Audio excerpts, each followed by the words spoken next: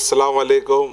मैं साबिर चाहूस, शहर सदर मजलिस इत्तेहादुल मुस्लिमीन का आप तमाम लोगों को मेरी पार्टी की तरफ से, मेरी फैमिली की तरफ से और तमाम लोगों को आलम इस्लाम के ईद की मुबारकबाद देना चाहता हूं और तमाम बिरादर वतन के लिए भी, और अल्लाह ताला से ये दुआ करते हैं कि आने वाले ईद की मुबारकबाद तमाम हमारे बिरादर वतन के लोगों को और नांदेड़ शहर और आलम इस्लाम के पूरे लोगों को मैं तहे दिल से ईद की मुबारकबाद देता हूँ। अल्लाह ताला से दुआ करता हूँ मुल्क में, शहर में अमन और शांति बरकरार रहे।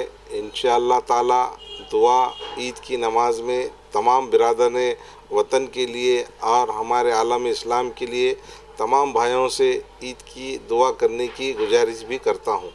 मेरी जानिब से, मेरी फैमिली की जानिब से, मेरी पार्टी की जानिब से तमाम लोगों को ईद की मुबारकबाद देता हूँ।